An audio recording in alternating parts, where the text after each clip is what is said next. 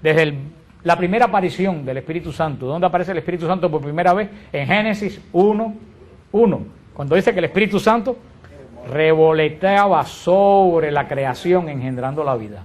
Desde el comienzo de la Biblia está el Espíritu Santo. Está al comienzo de la Biblia y está en el último versículo de la Biblia. ¿Dónde está en el último versículo de la Biblia?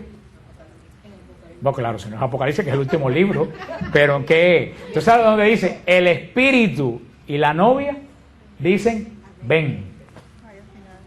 O sea, fíjate qué bonito, dice al final. Comienza la Biblia con el Espíritu Santo santificando a todo lo que Dios va creando. Y termina con dos, con la iglesia y el Espíritu Santo. ¿Qué dicen los dos? ¿Qué dicen la iglesia y el Espíritu Santo?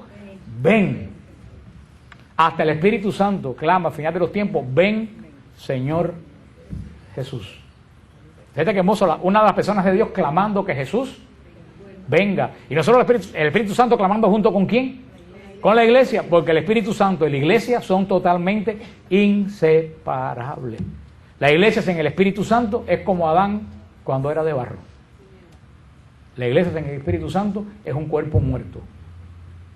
Y eso lo vemos con tantos católicos que nosotros vemos que van a la iglesia que no han recibido el Espíritu Santo. Y esos católicos ustedes ven que están en misa, pero están totalmente muertos. Muertos. Son como que, como Adán antes del soplo.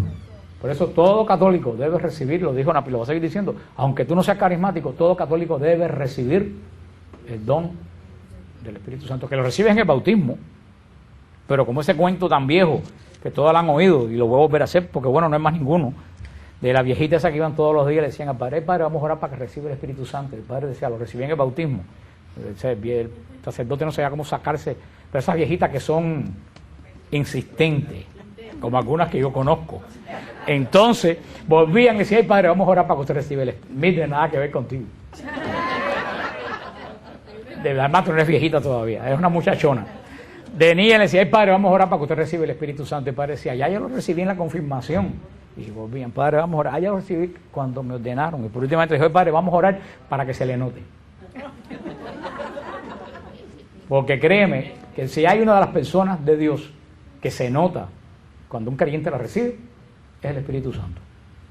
Es el Espíritu Santo. Tú ves una persona que no ha recibido el Espíritu Santo y lo recibe, inmediatamente cuando sale de la fusión del Espíritu Santo, la cara le cambió para siempre.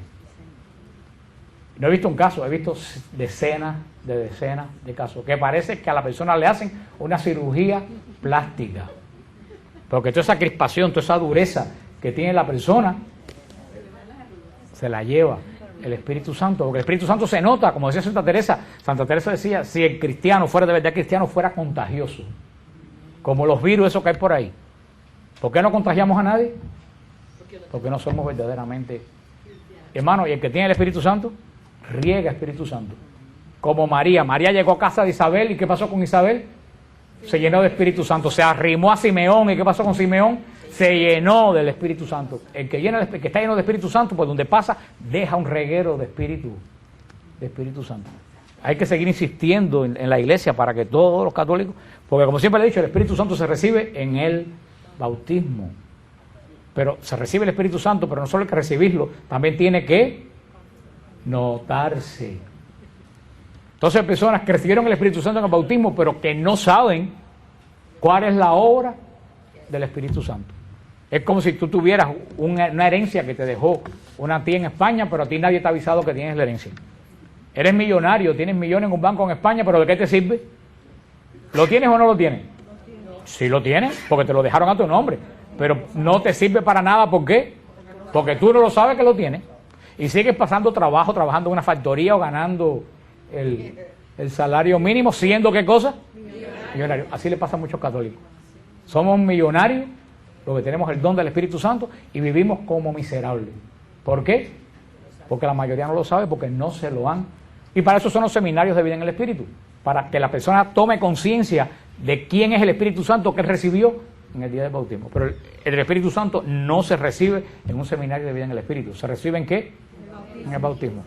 El Espíritu Santo, en un seminario de vida en el Espíritu, te enseñan cuáles son como lo vamos a ver aquí, cuáles son los dones, cuáles son los carismas. Después se ora para una efusión Una efusión del Espíritu Santo puede ocurrir 100 veces en un día. Tú estás orando, Señor, en un problema, mándame el Espíritu Santo, y viene una efusión del Espíritu Santo sobre ti. En ese momento la comunidad ora para que ese creyente reciba una sobredosis del Espíritu Santo. Y ya como la persona está alerta, ya sabe qué son los dones, qué son los carismas de esa persona, entonces puede verdaderamente utilizar esas armas que el Espíritu Santo da, como vamos a ver cuando estudiemos los carismas.